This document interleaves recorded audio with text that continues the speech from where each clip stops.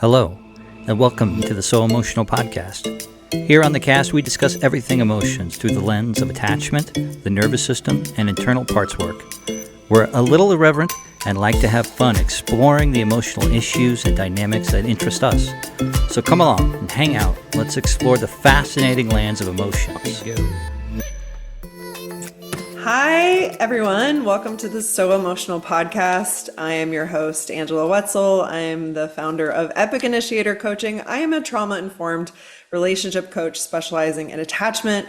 We also have your favorite of favorites, Nick Carl. He's a somatic coach and founder of the Safe Anchor. And today with us, we have Clint Baggett. He is a coach for leaders in the tech and development industries and the founder of Evolving Mindsets. And we're really super excited to dive in with you. I briefly wanted to talk about the So Emotional podcast. What we're doing here is really just helping to remove the stigma and enigma around emotions and the emotional journey. So Awesome. welcome, Clint. Thank you. Welcome. Hello. Welcome, Clinton. Thank you. So, let's see. We always like to start off asking our people because you're in the tech and development industry, and in those industries, they can be largely mental, like super intellectual. And I know, working for the government as well, and as a military contractor, I worked in basements and places where people would be leaning against the wall and having to like touch the wall at all times, not great at human interaction.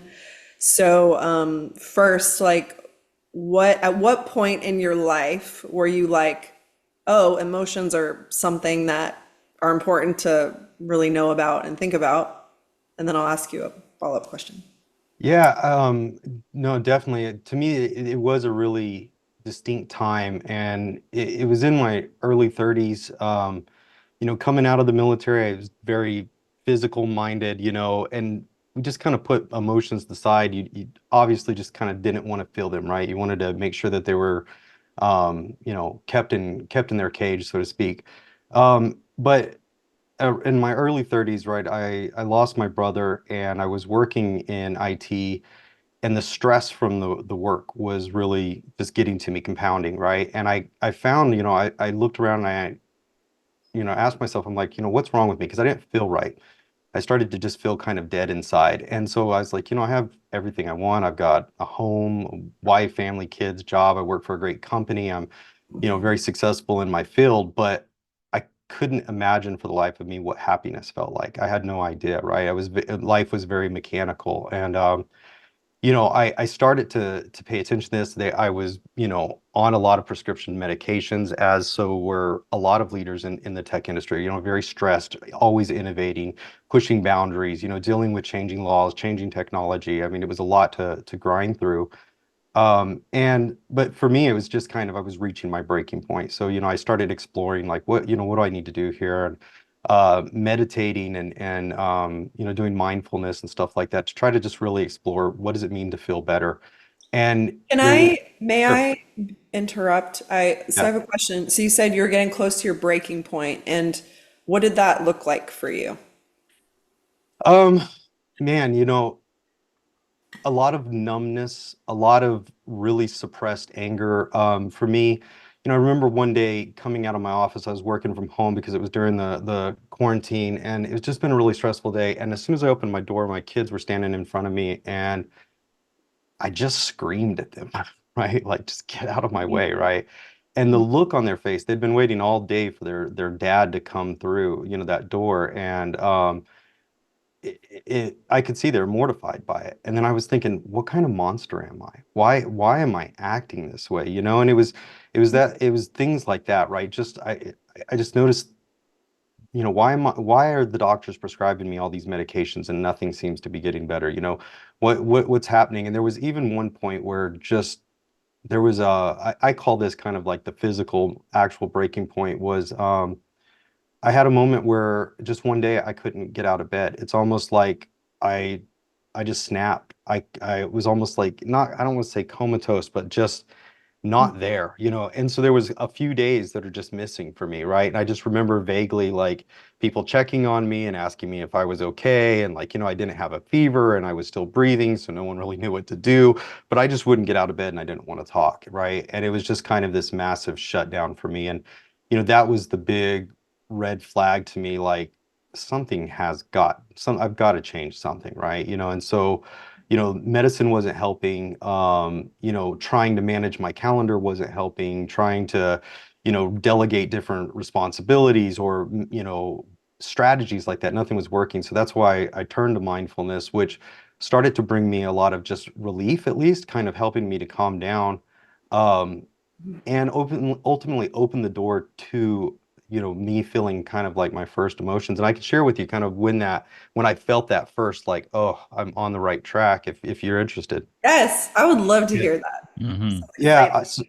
so it was, maybe about 6 months, 7 months into this, right? And I was just, I felt like, the only emotion that was starting to come up is I just felt like crying all the time. So I was really started getting quiet. I didn't want to talk to anybody because I'm like, man, I don't feel like a man. I'm always on the verge of crying, like what's wrong with me? And I was sitting on the couch. I had my daughter in my lap, and she was gosh, maybe 1, 2 years old. She wasn't very old at all. And we were watching Pete's Dragon and the newer remake, and there's this part where Pete kind of falls into the mist, or Elliot, the boy, or yeah, Pete falls in the mist, and Elliot swoops down the dragon to pick him up, and they disappear in the mist. And I could tell she sat up and she was really just like watching this, like, oh no, what happened to him? And then they rise up out of this mist, and as soon as they did, she just falls back and starts clapping and giggling. And I felt joy. Like I felt this spark of joy just kind of hit my heart and just spread all through my chest, and I just started bawling, right? I'm happy, and I just started crying, and I just told myself, I'm like, that's the feeling I've been looking for. That one right there. Like, how do I get more of that? I don't want that to be a once in a while thing for me. That should be a several times a day experience. That's my goal, right? So beautiful. It's so beautiful. And just to go back, the follow-up question I had, because I know, who knows who this is going to reach, and there's so many people in those technical software, like all those fields where they're in their mind so much, and they may not understand the power and the value of emotions. So you, having been in the military and been in some of those spaces, it's like, and coming from there and then having your breaking point and being on the other side of this, like what message do you have for those people? Yeah, get in touch with your emotions, right? Do some research on it. There's a lot of good work by Dr. Joe Dispenza, right, that covers this, but it's not just like positive thinking. It's not just about just feeling good. These are great parts of it, but there's actually like a biochemistry part to it, the anatomy of the brain and the way the brain functions, that when you're feeling good feelings, right, your brain behaves in a smarter and more intelligent and more effective way, right? Because when you have the nervousness, the stress, and the anxiety, you compartmentalize, and the independent parts of your mind function separately to their own needs, right? And it's just kind of like the same thing. It's interesting. This happens in our mind, but it also happens within a company too. Companies get fragmented and departments start working separately, and they're not really communicating. But when you bring that wholeness, that state of wholeness into your mind through these good emotions and focusing on this, your stress levels reduce and your brain starts to go back to function as more of a coherent thing. And to quote Albert Einstein, he said, you can't solve a problem from the same level of thinking that created the problem. What I found is not only doing this work did it help me physically in my well-being and just feeling better and being happier, I started solving problems faster. It's like I had a sixth sense. I could just see around things quicker. As things were coming up, I felt like I was always ahead of it. And so what that trick, what that really was, the catalyst there was just to really understand the way my relationship with my emotions, how I feel, how I respond to things, and what is the best state of mind for me to try to keep myself in. Is that answer the question? Well, sorry. One of the things that I like to joke about is that emotions have like a terrible PR Hmm. issue because people are like, I don't want to feel my feelings, like fuck that, whatever. And I was thinking like if we were to package and try to sell people like feel your feelings, it's like how would we make that irresistible? Like specifically to those people. I feel like you did a pretty good job when you were talking about being able to solve things really quickly and be able to see around the corner. But that was kind of what I was looking for. It was like, how do we make this something that is compelling? Because sometimes, like, I mean, there's a lot of resistance, there's a lot of fear, there's also a lot of misunderstanding around emotions. And for people that are more intellectual, it can be a hard, it can honestly be a hard sell. Yeah. Yeah. So, Absolutely. So, I think a lot of times when we say emotional, we think of crying, we think of sadness, right? We think of heartbreak, we think of disappointment, fear, anger. We go right to the negative emotions because, you know, it is those experiences that often drive our direction. We're trying to stay away from those. We don't want to lose our house, so we're afraid of being impoverished or failure or whatever it is. So we're driven away from our negative emotions without really realizing that what we're driving toward is our positive emotions. And so it's not just about feeling your feelings, it's about understanding what you want to feel, what you need to feel, and spending time in those feelings. Clarity is a feeling. Focus can be a feeling. Success itself can be a feeling, right? And so you want to get into the feelings that are going to help you out, right? If you're a leader, having a good sense of clarity and being able to communicate well, being received well, is really important. So, that mental state of mind of just, being acceptant or of acceptance, being open to people. There's emotional states that go with these: honor, courage, bravery. All of these are emotional states, and that's what we want to give ourselves time and focus for, is to understand how those things are showing up in our life. Because what can happen is you'll start driving toward what's better instead of away from what's worse, and that's how you get, in my opinion, to the lead, right? That's how you get to the front edge, right? You have to know where you're going and focus there rather than know what you want to run from and be driving with your head over your shoulder. Does that make sense? totally. Yeah. Yeah. And I want to take you back You to talked when, about it. what's that? Go ahead, you're good. Okay. I was just, You're laying in bed, you're catatonic, right? Hmm. You're on all these pills. Supposedly your life is like lined up, should be good, right? But it's Should be not. great. Yeah. But it's not. Um, I think that in that space, right, and I think about the distance that's between a knowing or an understanding of what's actually happening, and then where you are, because I think because I lived through a very similar kind of situation, well, tons of parallels, almost the exact same way, Yeah. and it happened in my later 30s. I could have told you, like, I thought that I was emotionally open. I thought that I was like, a normal person. It's like, yeah, I have emotions. I feel all kinds of things all the time. Yeah, I'm an emotional person. So like, and I actually think I'm, pretty cool. And so, You are uh, really cool. but, um, but very much in the same way, here comes this collapse, right? And it's like something is moving in. And I think it probably is a natural process. And there is another side, but there is some sort of point where it's like, oh, I've got to do something, right? Hmm. And so the, there was a point in me there too. Honestly, I was raking against the coal so hard, and like the collapse, like got a hold of me so bad, and mine was precipitated into like it wasn't a panic attack; it was a rage attack that lasted 3 days, and I didn't sleep. Wow. Right. Wow. Yeah. But that was when I came out of that, I was like, oh, something's really wrong. Like Nick, Yeah. something's going on. what is the rage attack? What did that look like for you? Uh, it started off with somebody dirtying a pizza wheel of mine, a pizza wheel. It was Mhm. the sacred, holy pizza wheel that nobody should ever touch, of course. Yeah. It was the last straw. It was the last straw. That's Yeah. exactly what it was. One straw. And that straw got broken. And it was in the morning. and I don't remember the day before. I couldn't tell you like what was going on.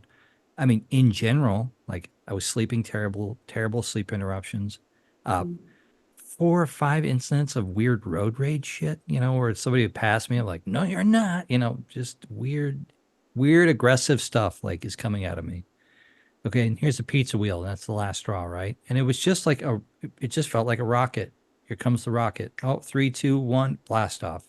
And so it's just like, the rev meter, on my internal, it just pegged out at 11.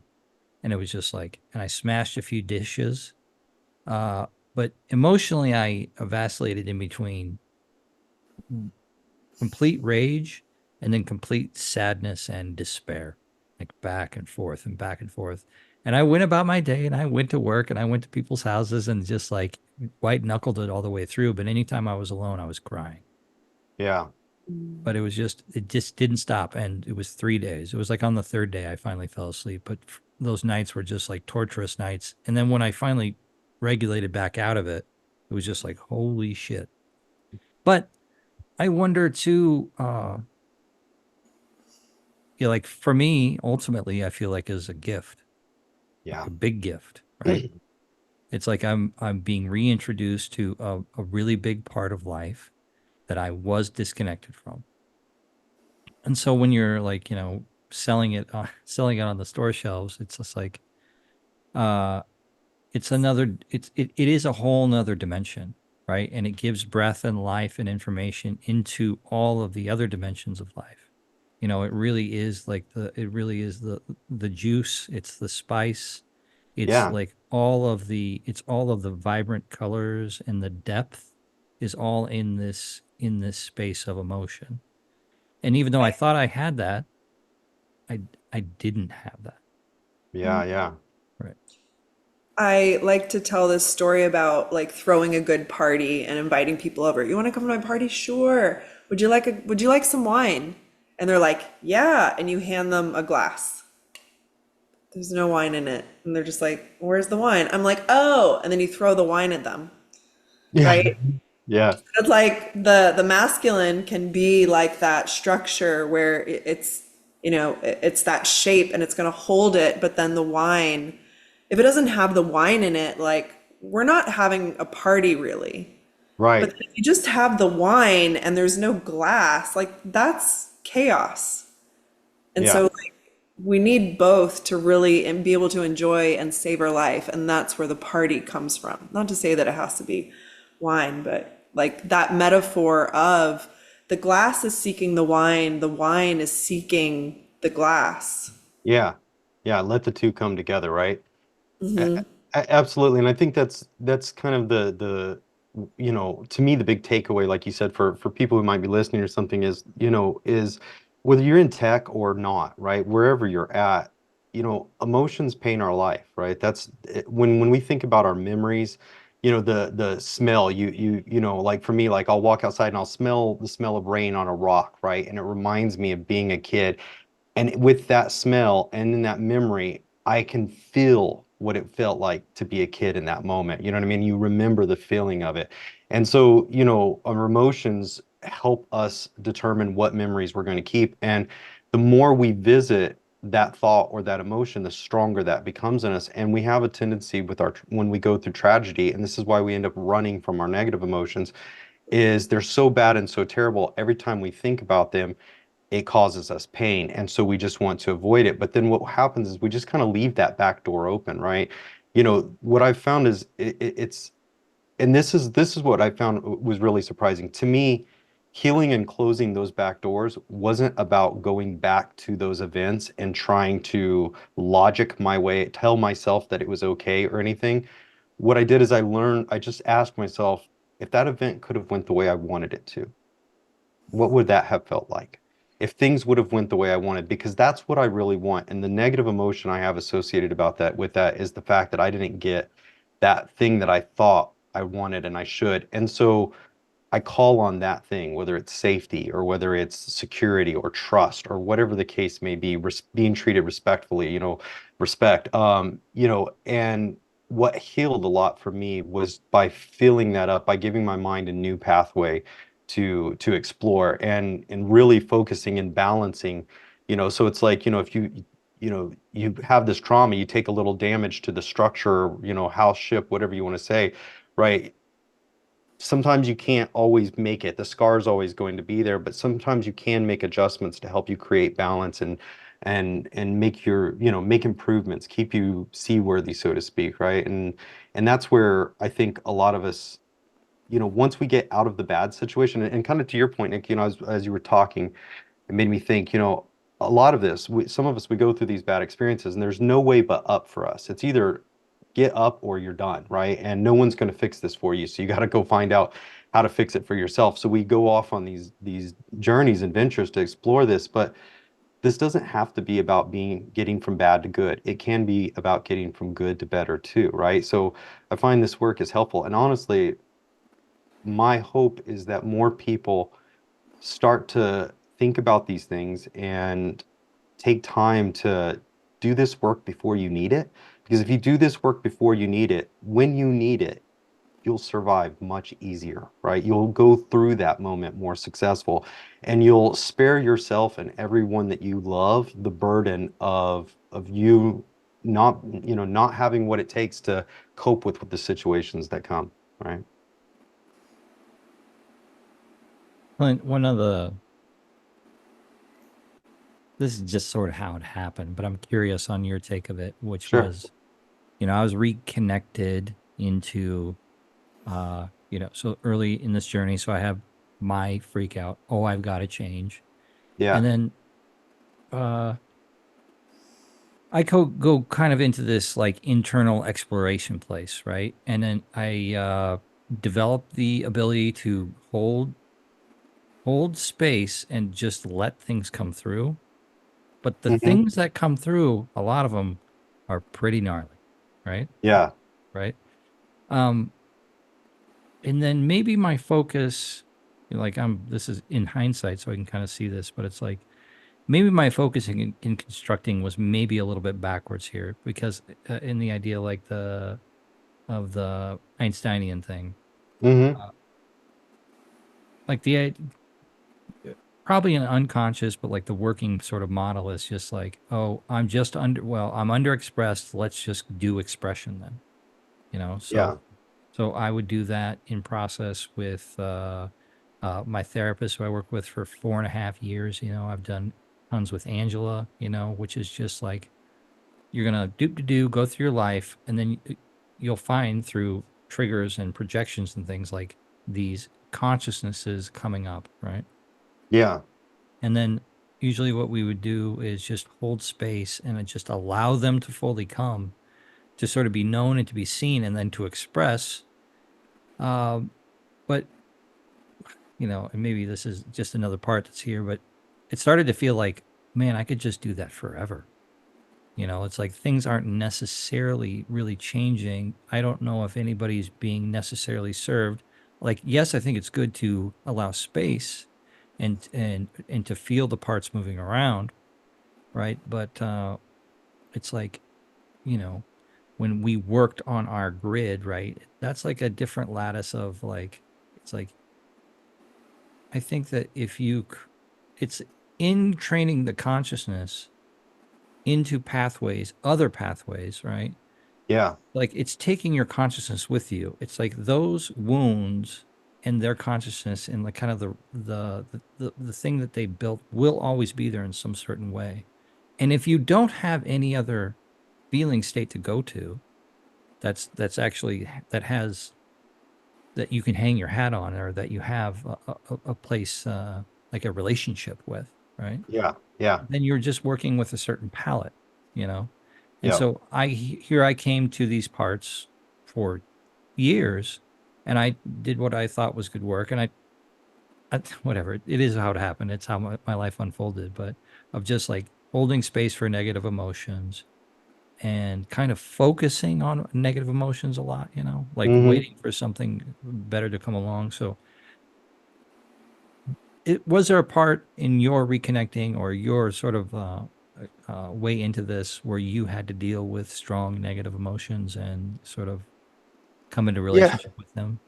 Absolutely. I mean, prior to my break, one thing I found I had this like it's like I had my triggers, but the problem was my triggers were all like hooked to atomic bombs. I stubbed my toe and I'm a 12 on the anger scale. You know what I mean? And what would happen is I knew that I was feeling that way and I would try not to speak. So I would just go around kind of biting my tongue all the time because, I was just like, I don't want to project this energy out toward other people because it's no one's fault, but it's just something that's happening within me. And I also found that just, and this could have been, I'm classified as ADHD, right? It could have been a part of that, but I had a tendency to lean into my emotions deeply. Like I'm a really deep thinker. So if I sat with my emotions and I sat with a past experience, I went to that experience. I started reliving it in detail, and the emotion would become so overwhelming to me that I almost couldn't stand it, right? And so when it comes to like sitting with negative emotions, what I found in my experience is like there was times I needed to sit with anxiety, right? Because I was afraid of being afraid and I needed to show myself that I could sit there and survive the fear, right? So if I felt I was having an anxiety attack, I would just check in with my body and I'd just go, this is, how my body's responding and just focus on relaxing and breathing. And so sometimes there is a certain amount of endurance that sitting with an emotion it can be helpful and can be healthy. But if you find yourself getting lost in the negativity, then what are you doing? Why are you there? Right? If you know what a bad feeling feels like, why are you trying to become more familiar with it? To meditate means to become familiar with, right? And so if we're meditating on these negative emotions, we're becoming more familiar with it. If that needs to have a purpose, it needs to have a goal. I'm doing this so that I can feel the way I want to feel. And so the what I found that really worked is I started to view negative emotion as an ask, right? It's the missing jigsaw puzzle piece. And instead of focusing on the fact that a piece is missing, and being upset that it's missing and kind of going down and just filling the space where it's missing and just getting into the piece, what I started doing was said, well, look, it creates a shape. What's the shape of the thing that I need? It would probably feel maybe like happiness, or if I was feeling really frustrated, maybe it'd feel like ease or relaxing, right? So I kind of understand the shape of it, and then I would work through my imagination and my memory. What does relaxing feel like? And could I reach that? Could I think about relaxing things until I actually start to feel relaxed? And the magical thing is, if you do, you will, right? If you close your eyes and you start thinking about, a tropical beach and you're kind of sitting out there with a drink in your hand and the wind's blowing and the sky's perfect and the temperature of the air and you can smell the salt water and you have this beautiful and you start to really visualize that, you get caught in that emotion, right? You know what I mean? And then I realized I could lean into that one.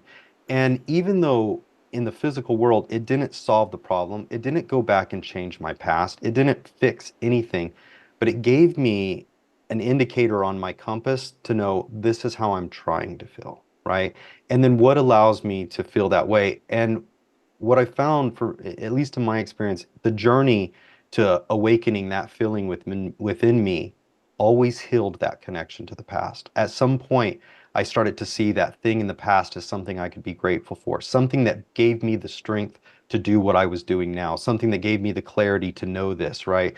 Something that helped me, and I could make peace with it. And now when I think about things like, when I think about being homeless in my 20s, like I don't get all distraught. I don't, I can go back to that moment laying there on a couch and watching the snow come in the window and wondering where my next meal is going to come from.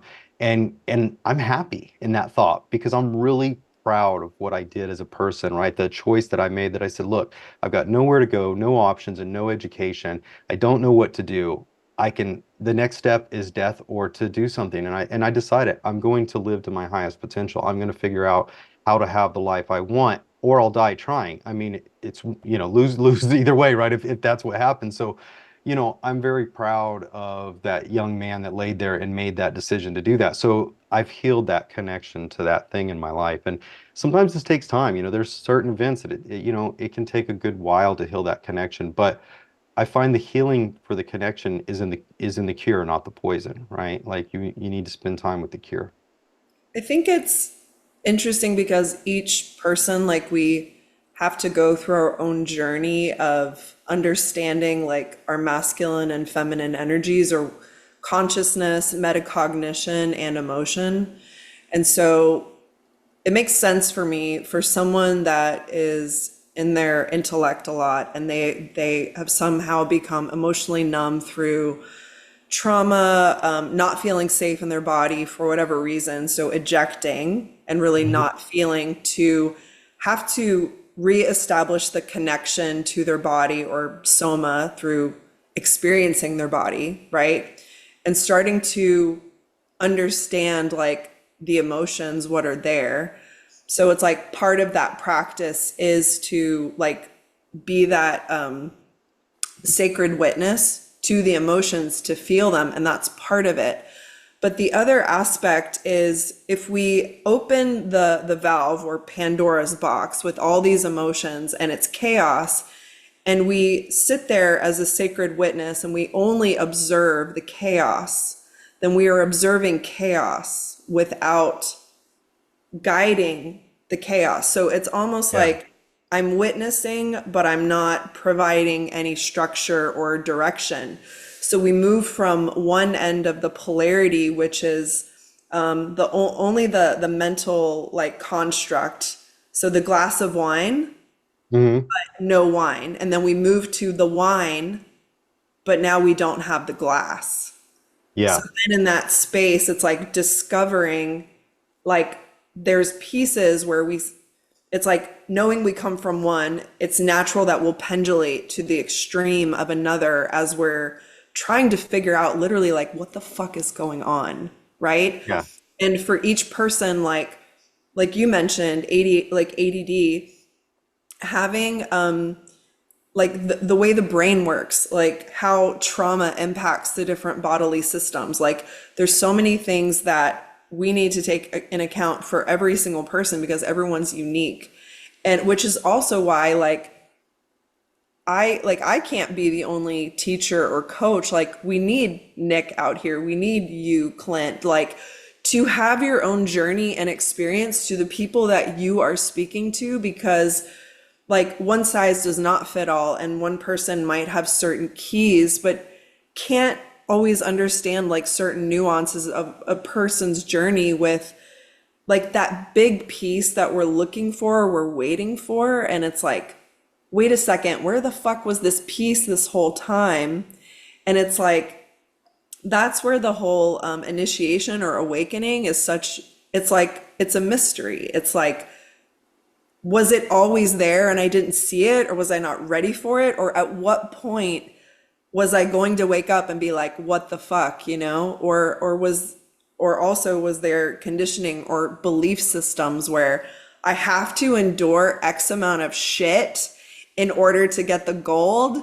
And it's like, I feel like it's so human for us to be like, no, okay, I need to like feel all this shit and suffer. Like the Yeah. first part of it is like, I don't want to feel any of this fucking shit. And then it's like, no, no, that didn't work. I'm going to feel all of this shit now. And then it's like, no, actually, that doesn't work either. So then it's like going into this third door where it's like, okay, so not feeling it doesn't work. Feeling all of it doesn't work. How about I feel, I'm going to feel it, but I'm also going to direct it, guide it, provide that container and guidance instead of solely being the sacred witness. I am now interacting with it, the emotion as consciousness. And now we have the glass and we have the wine, and now we can do party tricks. So Yeah. it's like this, like integration, you know, and It how is. those pieces come together. Like, I don't fucking know the mystery of how all that happens sometimes and what the, you know, the things are, but gosh darn it, if I'm not going to try to poke it from every direction to find out, you know, for myself too, about what the, you know, what's the missing piece here. Anyway, Yeah. No, it's beautiful. And I mean, that's really what we need to do, right? And I think we live in a very distracted culture. Um, and people may not like this, but I like to say sometimes we're suffocating in our abundance, right? We have access to everything we want, and it's not always healthy for us, right? Because we're not asking these questions. We're not taking the time to kind of watch what's happening behind the scenes. But, two things that came up for me while you were talking is, exactly. You're right. I love all the different variety of coaches. And I work with many coaches and ask for support, right? Because there's so many different aspects to life. For me, what I found is I needed something technical, I needed something active, and I needed something that logically made sense to me. So that's kind of where I started with the whole crack the code and the grid work thing, is because I wanted to crack that code. I wanted to figure out, how do I break this barrier? So, even laced through my whole coaching and development program is, I look at the emotions like a dashboard, right? A lot of leaders, people in operations techs, we all get what dashboards are. You're in the red, things are bad. You're in the green, you're doing great. You're underutilized, overutilized. We speak in those terms and stuff. So what I think of as the negative emotions is just understand that when that's happening, that's kind of when you're in the red. Well, what happens, and this with a lot of leaders, is we're so worried about the responsibilities we have, we will hyper index on the red and tell people, you got to get us out of this red. I've heard this phrase, and I'll admit, I've probably used it in my life, and we got to stop using it as leaders. And if you don't do this, or if you don't do this, I'm not going to be happy, right? It's just like emotional blackmail to your team. For me to be happy, you have to get me out of this red. Well, like, you need to get yourself out of the red, right? If you're emotionally upset, but no one on your team is going to tell you that, right? Like, so we have to be cognizant of these things. So, what I do is the whole program is built around just kind of the three core aspects of being a human. We think, we feel, and we do, right? So it's things to do with a strategy that's logical and makes sense, and it teaches you how to use your emotional feedback and guidance as you navigate that in the realm of leadership, so that you can make a 3 to 5 year plan that everybody in your team really gets behind, and you won't have to worry about keeping it on track. Because if you really get that spirit of INDIVISION, that culture, your team is going to bring that forward for you. They're going to make sure that they don't fail. And I found that it starts with the leader, right? You have to find it in yourself. You have to show up as that. And the second thing that came up, you made a comment like, whether about, do I do enough? It's like we have to pay up front for a good emotion. But what's interesting is, that idea, it happens to a lot of us. Something good costs, right? But actually, something good, when we're talking about emotion, actually pays you. That's your income. That's your return on investment, right? And so if you're thinking that you have to feel bad so you can feel good, you're creating debt, so that when you have a reward, you just barely break even. And so I like to think that you want to get that emotional currency. And this is what we need. Like, we just went through a pandemic. People go through divorces, family members die, all this stuff. Employees, everybody, we are thrown challenges by life. And those challenges are going to have natural negative emotions that are 100% okay to feel. You lose someone you love, grief is natural, and you should process that. I'd never tell anybody, don't run from them, hide them. Let them teach you, let them guide you, and know that you need to move on to this. But it's going to take your emotional currency up, right? You're going to spend emotional currency in that debt, right? So what this practice is build up that income, build up a wealth of good feelings. So when the bad things come, you don't go under, you don't go way under debt to where you feel like you can't get out of it anymore. So we find ourselves that we're not just in financial debt, we're in emotional debt too, right? And so, the investment in the good feelings, you spend 5 minutes a day just saying you want to feel gratitude or grace or happiness, whatever. It's like a compounding investment. If you show up every day 5 minutes and you spend 5 minutes feeling that and feeling that, eventually that starts to come back to you. And as it comes back to you, it becomes part of the investment. And so then it comes back to you in larger ways and becomes part of the investment. And it's just this compounding effect, that the more you do this, the more that thing will be in your life. And then what happens is, when you have the difficult situation that you're faced with, you have all this wealth of good feeling to support you and give you a safe space. You have a safe space to just feel horrible, because things are going to be okay. Look, I can just feel shitty for 2 or 3 days about this because I want to, and I feel like I deserve the right to be disappointed about this. Totally okay, because you've built this wealth, and that once that feeling passes, you'll go right back into feeling strong and feeling healthy and feeling whole and moving forward with your life. Do you know what you're making me think of? I think it's the Gottman Institute, where they talk about, in these relationships that we have with people, it has to be like a 10 to 1, like good stuff to like bad shit. So you can't be like insulting your partner like 10 times and then give them a couple compliments. Like, as humans, we're wired for things to be really good, for life to be thriving is actually what we're wired for. And so this thing that you're talking about, it's really like this internal relationship with ourselves that, okay, go into like have those negative feelings. Like, I mean, if we don't resist them, then the suffering generally isn't there. And if you like existential kink, which, I think is super fun, that practice, it's like you can actually get emotional currency out of the bad feelings because you're unlocking like the kink and whatever's Yeah. there. So you're feeling it and you get the reward too.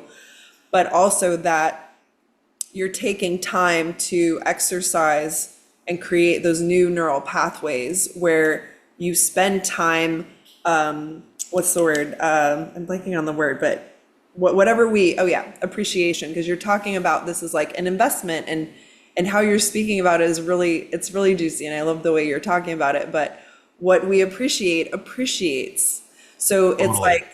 it's like appreciating the good emotions, taking time to cultivate that and spend time there. So it's like we can't just do this side of the work where we go in and crawl in the shit and we have the mud. We know that we need the mud to create the lotus, but like we need to really enjoy the fucking lotus too. Like we want to smell it and like feel the petals, but we need to spend time with the lotus to actually understand like it's both of these things, but maybe we don't necessarily need to mire ourselves, Yeah, totally and at all times.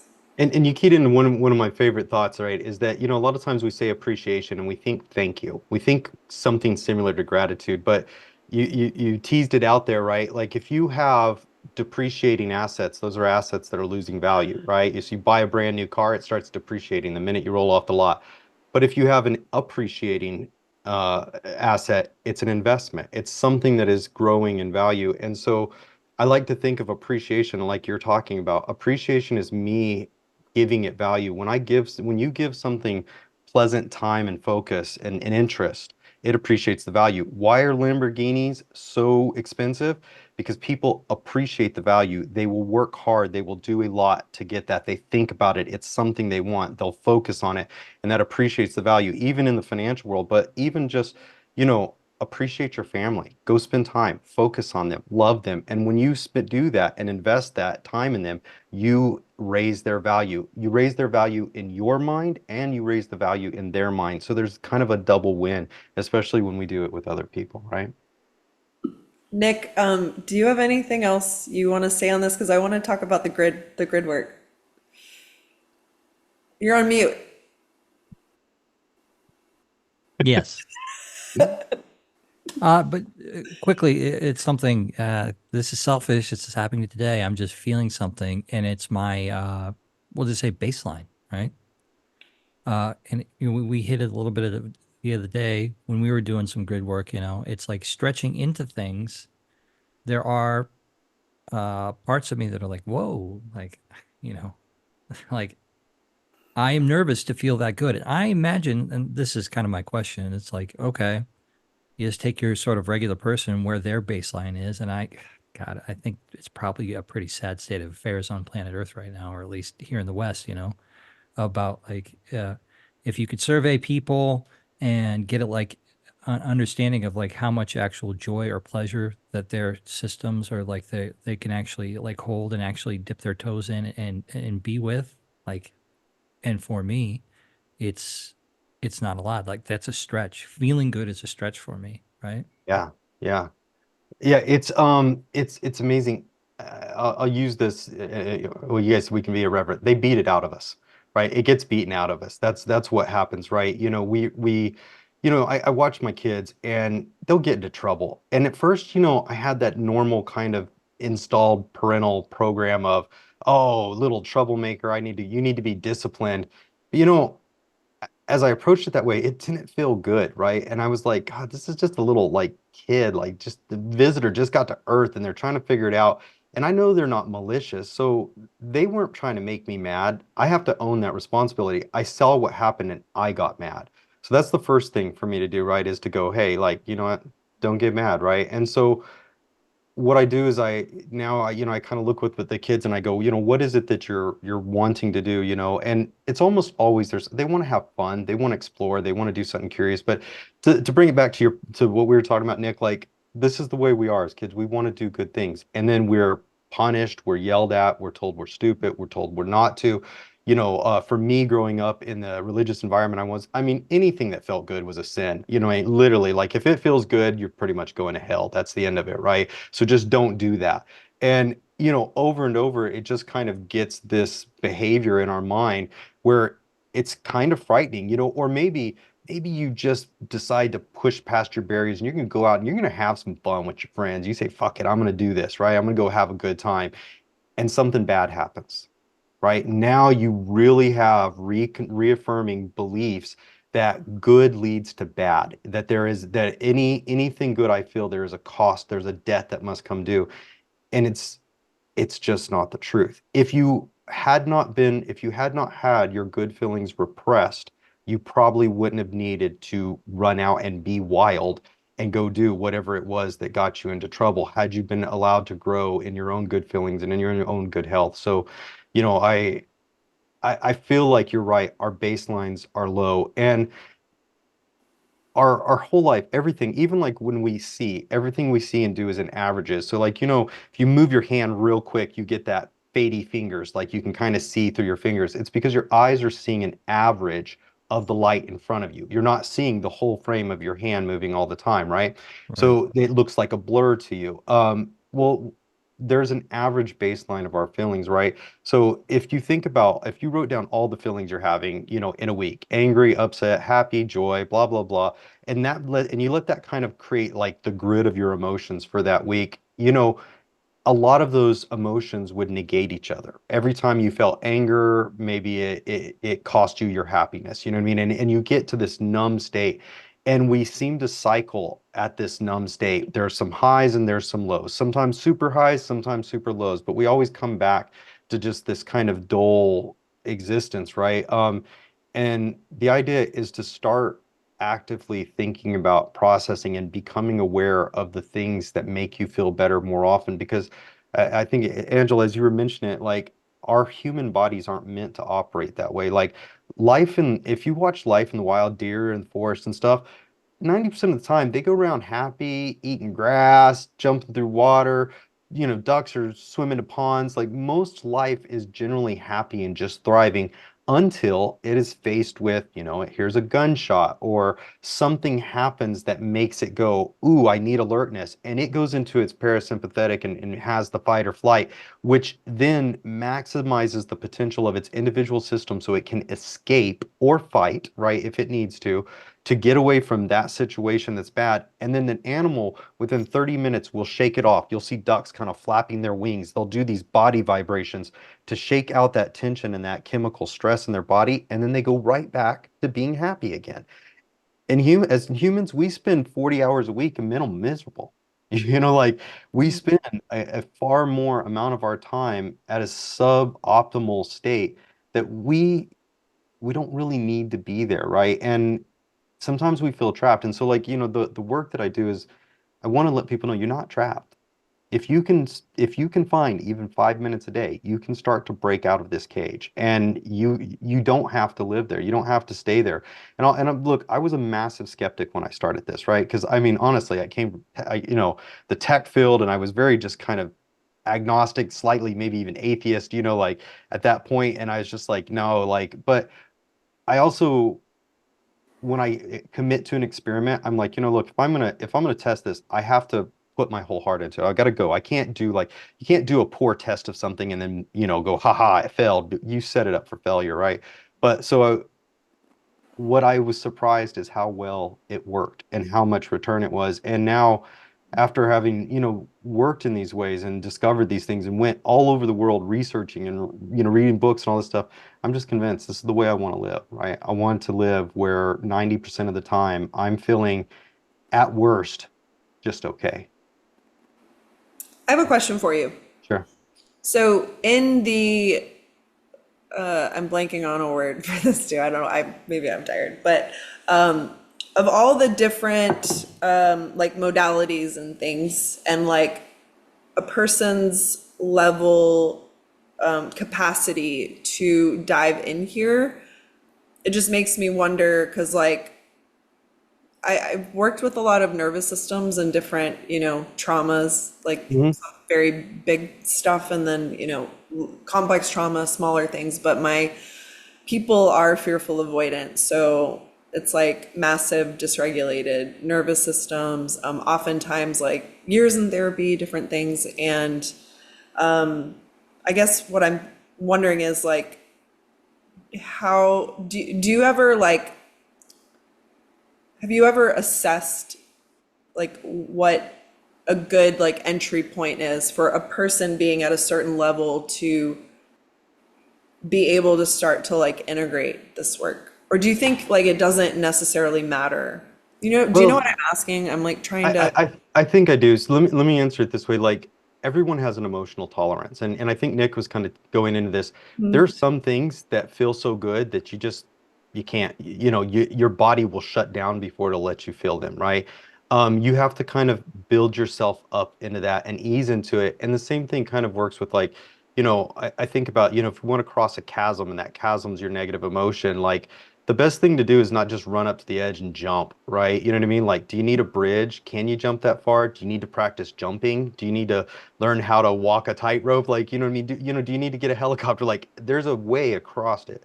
You just got to Yeah. figure out what that is, and you need to prepare yourself for that journey. So there is, when I'm working with someone, that's early on in the conversation, that's what I'm looking for is what is their emotional tolerance, right? And also emotional willingness. Like some people I have found they think their negative emotion is safety. It's a shield, right? And so they will hold it up as a wall. And, you know, that can be sometimes some of the more difficult people to kind of begin the process with because they feel resistant. And what's funny is they'll be asking for the help, but then once you're like, okay, we'll come this way, they're like, no. I'm like, well, that's Right. kind of why you're not going that way is because you're resisting it. But Right. yeah, So like I'm asking because those like to them their negative emotions are safety because it kept them in a very small predictable box, which meant that they were the type of person they needed to be in order to survive inside their family system and to help their family survive. So when they try to step out and release these feelings of obligation or shame or guilt, and like complete emotional responsibility for others, complete enmeshment and codependence, when trying to step outside to say, I'm allowed to have what I want. I'm allowed to do what I want. Like, I yeah, don't have to take care of this person. Like, that can feel so dangerous to their protector parts that these positive emotions are outside of their like window for tolerance. Like, they're reaching like that glass ceiling. So it makes me curious a bit of just different innovative ways to introduce different types of work and different modalities, well timed, hmm, maybe maybe in a session or in a large group of sessions. So I'm just like thinking in terms of strategy, but it's like helpful to like hear what you're saying about it from your own experience of these protector parts that can show up, and those parts are like, hell no, those positive emotions aren't safe right now. So it sounds like in the beginning what you're doing, like you actually are testing someone a bit to understand the viability and the flexibility, like for success of their nervous system to be able to move into these states. And then if yeah, not, it's like perhaps instead of reaching towards something that is like bliss, like they might not be able to get to bliss, but in their own world and their own definition, they might be able to find like Cozy. maybe what? Cozy. yeah, Yeah, cozy, peace, like quiet or decent. Like they might be like, decent, this is pretty decent. Like, you know what I mean? And it's like, yeah, for some people, that's going to be a really low bar. But for them, if they've been living in constant, like sympathetic, like that fight or flight, if they're just dysregulated all the time and they're living in fear and chaos, like decent might be like a fucking peak moment for them. And so, like, Yeah. what is that called when you kind of have like this word cloud, and the more you feel the words, the more you like use a word or feel a word, like it's bigger in the cloud. Yeah. What I Yeah. mean, so it's almost like with emotions, each person, we have our own like cloud with Yeah. these 100%. words, right? These things that we're hitting more and more. So like, am I adding more juice and more like energy to guilt and shame, or and how much, like how tiny or how big is my bliss word? Like my bliss might be this big, but like shame might be this fucking huge word in my word cloud, whatever those things are called. So anyway, but Yeah, a couple things there. Like, I love the word cloud analogy. I think that works really well. You're right. Some people decent. I mean, gosh, from where I was at, watching my daughter just get happy for a second and enjoying her happiness was an all-time high. It felt like I just, did ecstasy or something. Like it was just so, I mean, this was just an everyday occurrence for most people, but for me, it was so rare that it was like, oh my God, I've struck gold, it was the best feeling in the world, right? Mhm. And we do have to kind of build up the grid work that we did that I did with you guys. One reason I like that is I explore in a lot of directions, and I'm looking for potholes and hidden springs, right? I'm looking for those areas where when you're approaching certain good feelings, you'll find a drop. And I think we both experienced it, right? Where there was words where it's just kind of all of a sudden you're just like, wait a second, I don't feel like I can go there. Right. And Wait, so just quickly, I want to invite the audience a bit into understanding. So, in before the podcast, we met before, and then Clint invited both of us to do one of these grid work sessions with him. And so I was like, yeah, of course, I'm game to like always explore. And I remember you describing it, so I'm like, it sounds really fascinating. I want to understand it. I want to learn more. So I guess, should I try to explain what it is? Or I guess you can just start explaining what it is, but you start with one word, basically. You call it a, what do you like call an that word? anchor or a starting point, a Right. So we doorway. Yeah. start with like one word that's an anchor. And from that emotional word, it's like you ask us to get into this feeling place of what that is.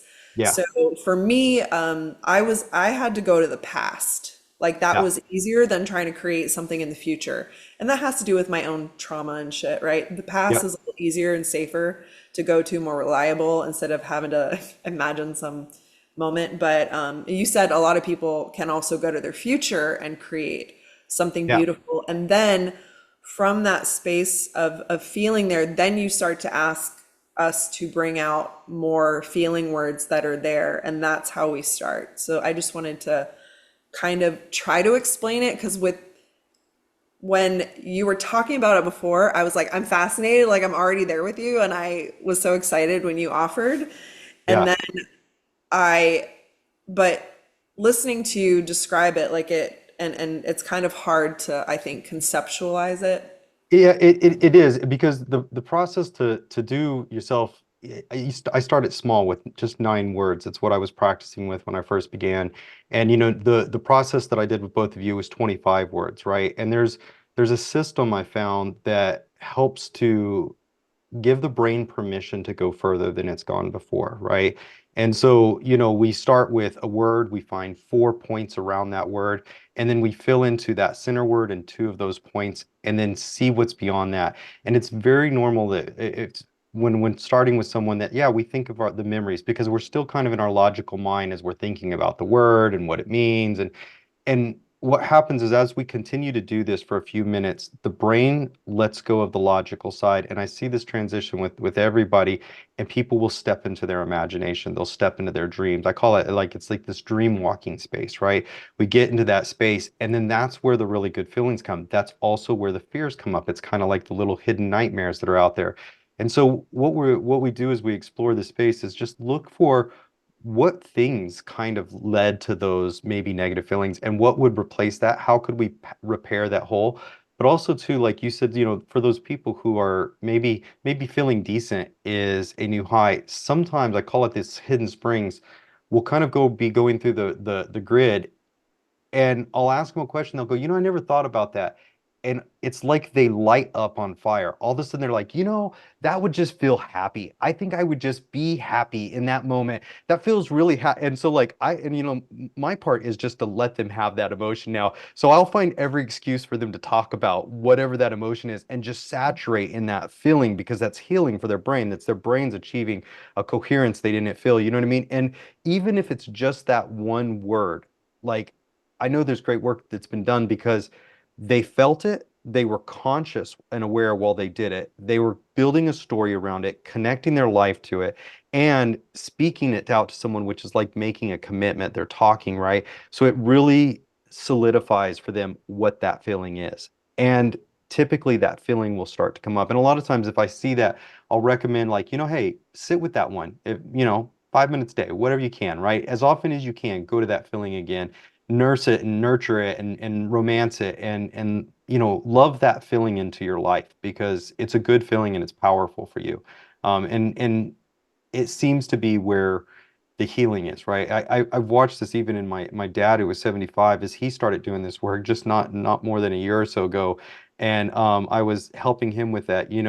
He had Parkinson's and was in a situation, his hands were shaking really bad, but over a while, a period of doing that, he's now healthy. I just seen he's traveled, he left America and went to the Philippines, and he's living in the Philippines like a king over there. And I seen him out in the river swimming. I mean, he could barely walk just a couple years ago, and he's swimming in the river and stuff like that, and walking up and down the beach, and it's just fantastic because, and I believe not so much me or my work or what I taught him, but just the work itself Mm. unlocked the faith and the desire, right? Things feel good. I know I want to feel good things. He started getting up more and he'd go, I think I'm going to go for a walk and I think I'm going to do this and I think I'm going to go move around. And it kind of brought that juice of life back to him that, helped him move forward and have tremendous results. And every time I see him, he just looks better. I'm just like, it's like, I go, Dad, it's like you went to 75 and you're turning around and going back the other way now. It's incredible, right?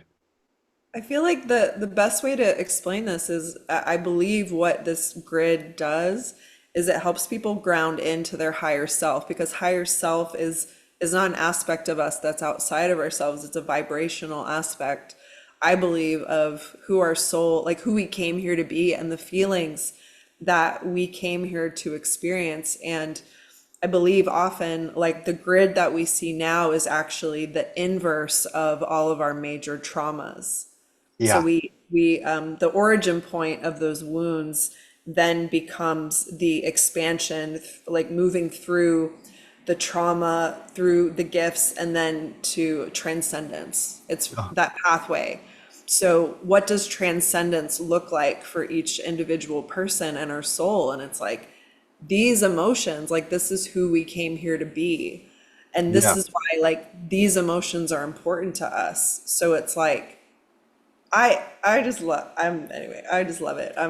Yeah, It's I no, I mean, I'm with you 100% on that. And like, I believe I was talking with Nick last night. I go, the thing that's interesting to me about the grid when you do it right is everything on there is coherent. You can pick any word on there and match it to any other word on the grid anywhere, and you could feel those two things at the same time. Coherent emotions can be felt together.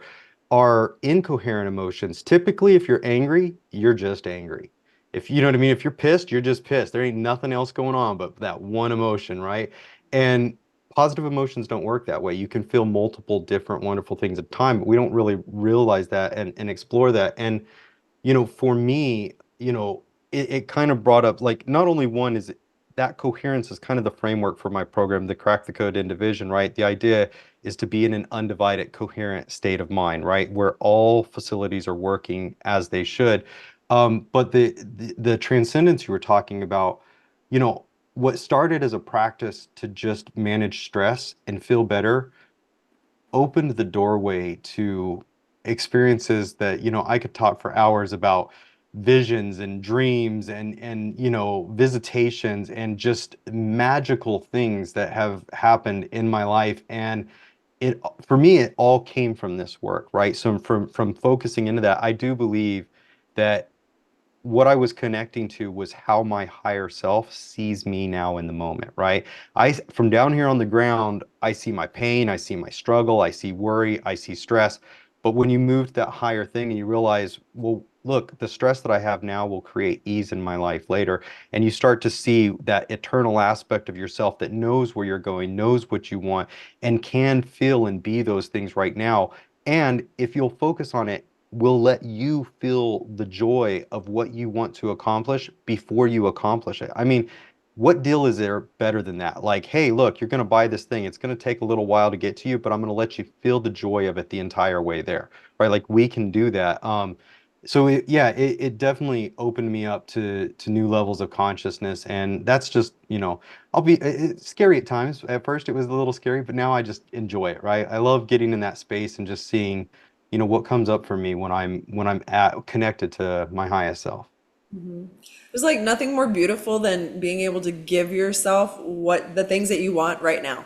Like Right. it's literally instant gratification because the things that we really want are they're emotional. Like sure, we there's like money and food and things that we like need, but Yeah. again, it's like those things can be empty or like nobody wants to be on vacation like feeling like shit. We want to feel good, and sometimes I feel like even I would trade feeling better and being, I don't know, in a Motel 6 somewhere, like Yeah. whatever, just feeling happy and blissed out, like rather than being miserable in Bali or something like It- that, you it- to that point, there was, when I was beginning this work, I was in a bad shape, and I was starting to feel like, acts of compassion felt good, right? So I seen this homeless gentleman in my neighborhood, and so I said, you know what? I want to do something nice. I'm going to go give him some money. And so I said, I'm not going to just give him the little I want. I want to give big, even though I don't have a lot to give. So I'm going to give this guy $100. And I'm like, and in my mind, I'm like, I'm going to change his life. You know what I mean? And like, so I give it to him, and he's sure, man, he's thankful, super happy. You know what I mean? And like a week later, he's still around. I see him there, and I was like, I don't know why I'm surprised. Like, I mean, it's not like I bought him a house and gave him a job, and you know what I mean? Like, I just gave him, enough to get on for a little bit, right? But and so I said, I just want to go sit down and understand. Like, I don't know why. So I felt compelled. I sit down. I went and bought some food for him, and took it to him. Said, hey, I wanted to bring you some meal, and I wanted to ask you, could I just sit with you a few minutes and chat? And he's like, yeah, sure. So we were sat there on the street corner watching cars go by as he's holding his sign, and I'm just sitting there talking to him, right? And the most interesting thing occurred. He started telling me about his life, and he was not in that situation because he something terrible happened. He chose to be.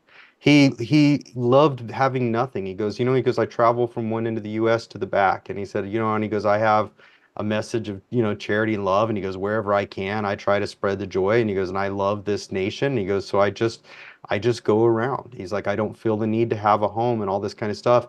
And I'm sitting there going, you're the happy that I want to be. Like, how backwards must I have things in my head, right? That, like, you've essentially got nothing, but you've got the thing I want. And, I feel like I've got all of this stuff, but don't have the thing you have, And so, it is, right? Like, there's a lot of value in it. Not that having money isn't nice and that we don't need those things. And I think that it's good to aspire to those, and nothing against money in any way, but like there is value outside of that, right? And I think that where maybe that could become bad is when we try to substitute emotional health and emotional satisfaction with financial purchases. I mean, like, we can create an addiction, right? A dopamine hit off the buy, right? never done that before.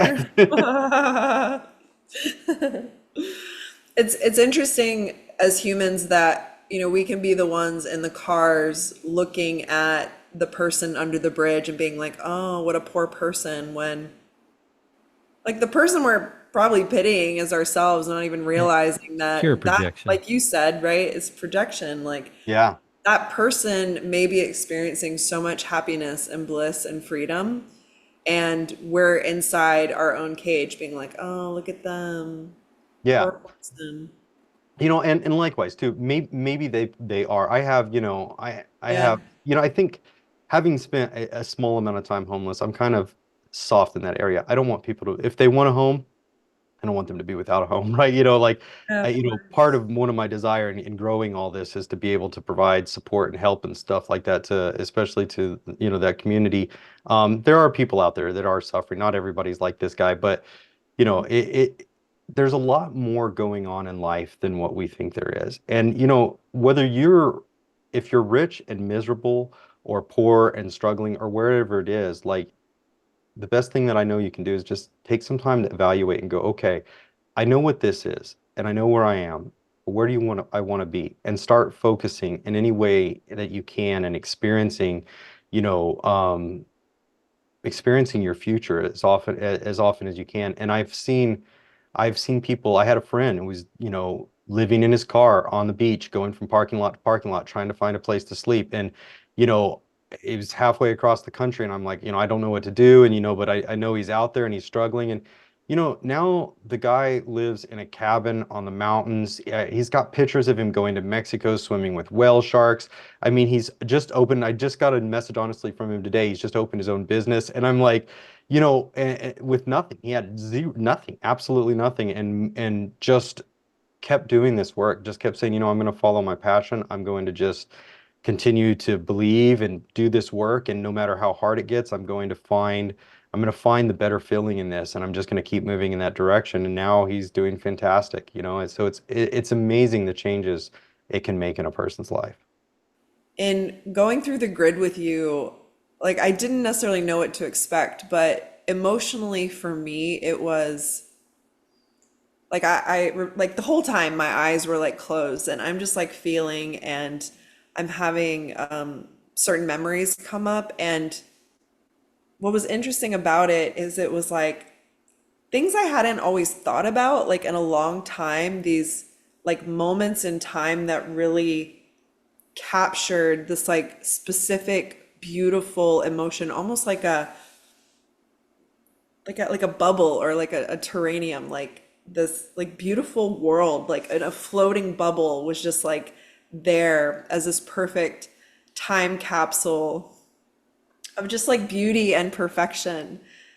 And it's Yeah. like, oh, I haven't like picked that up in a while to like look at it or feel it. And it was like looking into these different worlds, and realizing like, oh shit, like this is what I came here to experience. And not just once in a while or not just once every 7 years, but like frequently. And I could be participating more in feeling and creating this magic and amplifying and appreciating these things. And like I've done that with my life, recently, which is why gratitude practice is such an important thing, because I think what we're doing is finding these moments and things in our day, but I find that I'm generally looking at what's right in front of me sometimes Yeah. instead of going into that emotional space, which is why I like the grid. It's like this, the lexicon of like words, like what's in a word, and getting to discover like all these different angles and like universes within that word that unlock all of these different emotions. So instead of looking here to find things that I'm grateful for, it's like going to the emotion and finding the emotions that I'm grateful for and the moments that came with them. And Yeah. it was such a beautiful experience. And then I was feeling good for so, like, I surprised myself because I remember in my journey, I had my own numbness where I wasn't feeling, and my wake up moment was like, Angela, you had a weird situation happen like 2 weeks ago with this guy where you didn't know how you were feeling, and you freaked him out probably, which is why he said, I can't see you anymore. And then you were like, what happened? And then 2 weeks later, I realized, wait, I was feeling something and I like wasn't cool with this one thing, but I couldn't even locate that in my body. And I was like, it's taken me 2 weeks to figure out how I feel about something. This is a problem. And of course, I had many wake up calls and disasters. But yeah, it's just, it was such a beautiful practice to go in and also to see like the spaces where how I could feel so good for so long after Hmm. not feeling, and then also like Nick going through and feeling so much of this stuff that I actually needed to process that I had never processed. Yeah. Other side of that, being able to start to guide myself and understand this integration process, and then even further to notice my capacity to hold on to pleasure and joy, and how honestly, like kind of masterful I've become at that. So I think I Yeah. felt really proud of the work that I've done in order to have expanded my capacity to be able to hold all of that and to know that I had experienced these things too, and that I have been powerfully creating for a Yeah. long time. Yeah. I couldn't always see it. And then the other thing too, which was interesting, is to notice, like you said, how we have this expectation of feeling good comes with a cost, whether how we can have traumas attached to these feelings or these, spaces in Yeah. time. So it's like we can have triggers around these happy emotions, and to notice where my own threshold for how good I was feeling for how long, and then when the fear came up in my grid, and so I was like, wow, I hung in there for a long time and I was doing really good. This came up, but it's just more information because it was like where it came up in the grid and potentially when were both factors, and it just sparked my curiosity, but also I wanted to kind of speak about my experience because personally I feel like everyone should do this. Oh, And yeah. I truly believe that. And I know, we said we were going to wrap up. So, Yeah, well, I'm okay for the minute. And I did want to say though, one, first, you should be proud of yourself. You did really great. To even with guided assistance, to go through 25 states of mind and that elevate you and lift you up and hold that for a period of 30 to 45 minutes, like we do in the whole process. It's more than a lot of people are used to. We're used to short, quick thrills, right? That last, 5, 10 minutes and it's over, right?